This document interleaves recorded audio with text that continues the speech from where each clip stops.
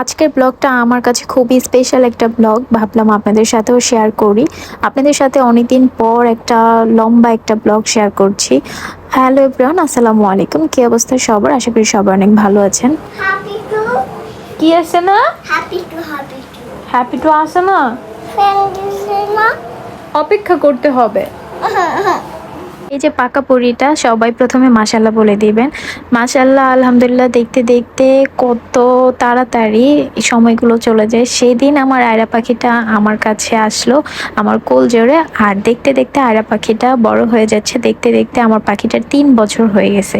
প্রত্যেক দিন ওর কেক কাটা লাগে, প্রত্যেক দিন ও এক প্রকার কেক কাটার জন্য কান্না করে। আর প্রত্যেক দিনই বলবে যে ওর হ্যাপি টু আসে না, তাই ওকে প্রত্যেক দিনই একটা না একটা, একদিন 2 দিন পর পর কেক কাটা লাগে। তো এটা হচ্ছে আয়রা পাখির বাচ্চা 3-4 দিন আগে সকালবেলা কাজবাজ শেষে আমরা চলে গিয়েছিলাম আয়রা পাখির জন্য একটা গিফট কিনতে। ওর জন্য গিফট শেষে তারপর বাসায় আসলাম। এরপর আর কোনো প্রকার ক্লিপ নেওয়া হয় না। এটা হচ্ছে রাতের বেলা আবার পাখিটা কেক কাটছে। আর এটা হচ্ছে পরদিন সকালবেলা ওর বাবা ওর জন্য একটা স্লাইডার কিনতে গেছে। ওর স্লাইডার খুবই পছন্দ, তো ভাবলাম যে ওর বার্থডেতে এইবার একটা স্লাইডার গিফট করা যাক। ওকে না জানায় ওকে একটা সারপ্রাইজ দেওয়া হবে। তো ওর বাবাকে পাঠিয়েছিলাম স্লাইডার কেনার জন্য। তো বিকেলবেলা বসেছিলাম আর তখন দেখি যে বাবা এখানে গত বছরে আয়রা পাখির বার্থডে ডেকোরেশনের সব কিছু যত্ন করে রেখে দিয়েছিল। তো সেইগুলো দিয়ে বাবা এগুলো আবার সুন্দর করে সাজাচ্ছে, যেহেতু এবার বার্থডে করার তেমন কোনো প্ল্যানই নাই আমাদের।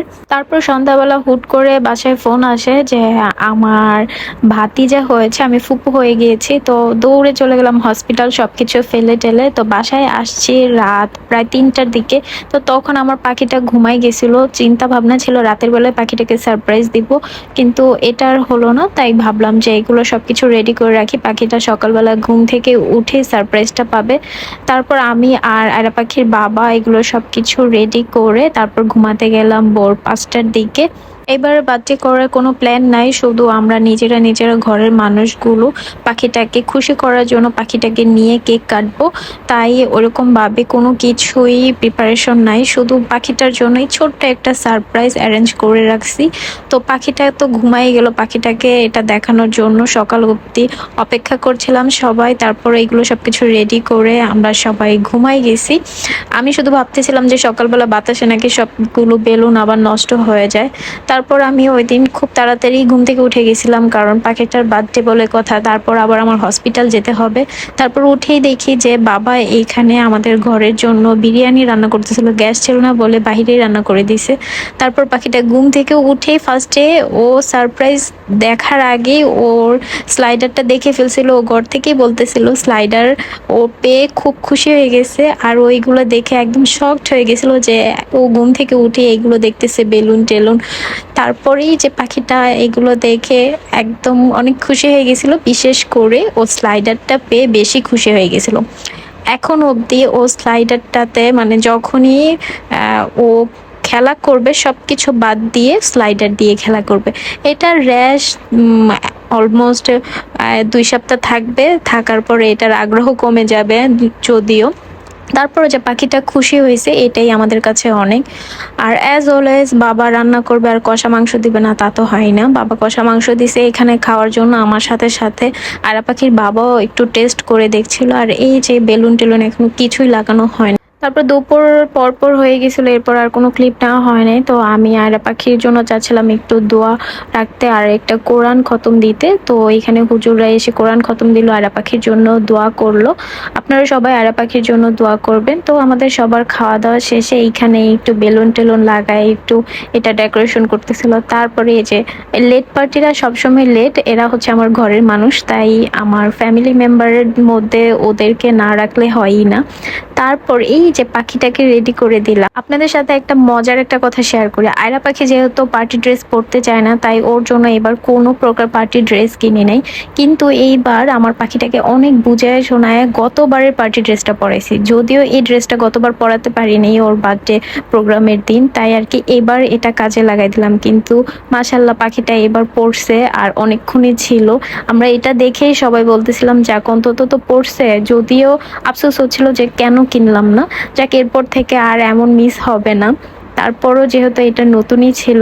আর এরপর সবাই মিলে আমরা সবাই একটু ফ্যামিলির ছবি টবি তুলতেছিলাম, পাখিটার সাথে একটু মজা করতেছিলাম। আর কেকটা আমরা খুব খাওয়া দাওয়ার পরপরই কেটে ফেলছিলাম, কারণ আবার আমার হসপিটাল দৌড় দিতে হবে, তাই আর কি দিনের বেলা থাকতে থাকতে কেকটা কেটে ফেলছিলাম। এইখানে পাখিটা এই যে কেকটার সাথে সাথে ও পোজ নিচ্ছিল, ওকে একটু পোজ দেখাই দিচ্ছিলাম, আর পাখিটা আমার সাথে সাথে দেখে দেখে পোজ দিচ্ছিল। মাশাল্লাহ মাশাল্লাহ, সবাই একটু মাশাল্লাহ বলে দিবেন।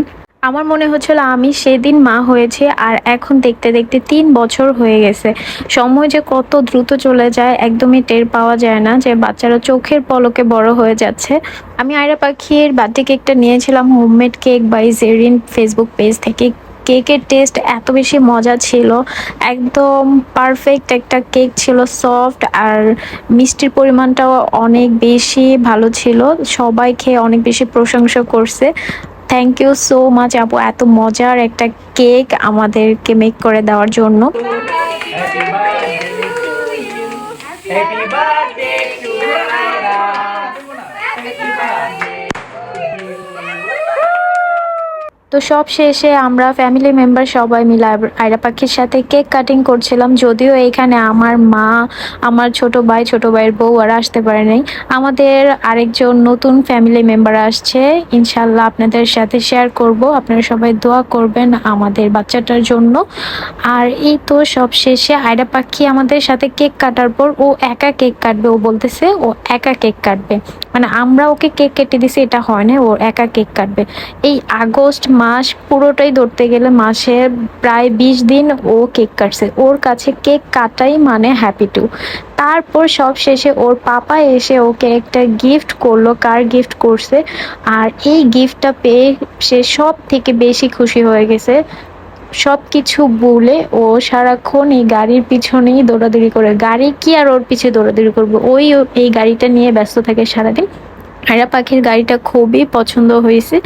তো সব শেষে একটা কথাই বলবো, আপনারা সবাই মন থেকে মাশাল্লাহ বলে দিবেন, আর আমার আয়রা পাখির জন্য দোয়া করবেন। আল্লাহ যেন সব সময় ভালো রাখে, আয়রা পাখিকে সুস্থ রাখে এবং নেক হায়াত দান করেন।